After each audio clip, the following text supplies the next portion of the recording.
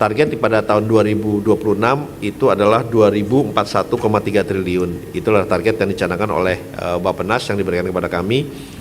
Dan target ada di belakangnya. Dan target realisasi investasinya itu tercatat 498,8 triliun atau peningkatan kurang lebih 7,2% dibandingin year on year pada triwulan pertama 2025. Dan berikutnya adalah kalau kita lihat yang paling penting ini juga kurang lebih 24,4% dari target investasi 2026. Capaian realisasi investasi bidang hilirisasi, kenapa ini kami angkat? Karena kontribusi dari investasi yang berhubungan dengan hilirisasi itu cukup signifikan, mencapai 29,6% di triwulan pertama ini. Jadi kurang lebih angkanya mencapai 147,5 triliun atau peningkatan 8,2%. Kontribusi dari investasi yang berhubungan dengan hilirisasi itu cukup signifikan, mencapai 29,6% di triwulan pertama ini. Jadi kurang lebih angkanya mencapai 147,5 triliun atau peningkatan 8,2%.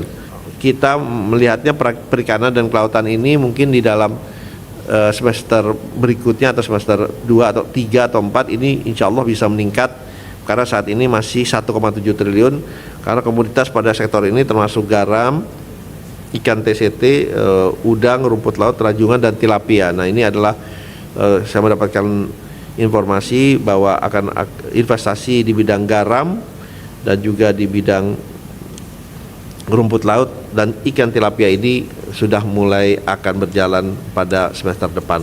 Dan target realisasi investasinya itu tercatat 498,8 triliun atau peningkatan kurang lebih 7,2% dibandingin year on year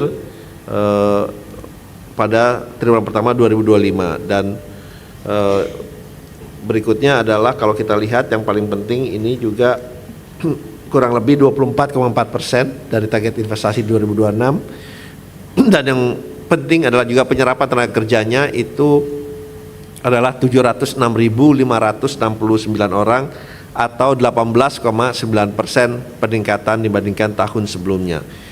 Surplus neraca perdagangan tercatat 70 bulan berturut-turut. Jadi ini menunjukkan juga resiliensi Indonesia dengan cadangan devisa memadai di 148,2 miliar.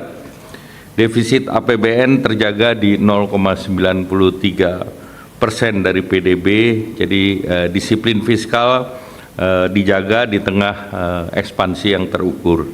Indonesia resilience terhadap berbagai gejolak, termasuk gejolak yang terakhir, dan kedua berikut Indonesia juga punya domestic market yang kuat, sehingga dengan demikian ini menjadi buffer terhadap berbagai gejolak ataupun krisis.